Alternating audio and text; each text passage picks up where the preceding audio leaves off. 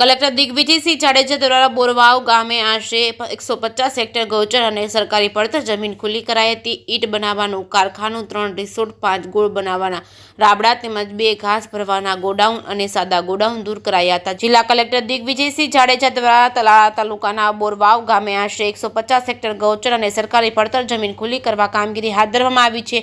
આ પડતર જમીનની અંદર 130 જેટલા આસામીઓ દ્વારા અનઅધિકૃત રીતે દબાણ કરવામાં આવ્યું છે.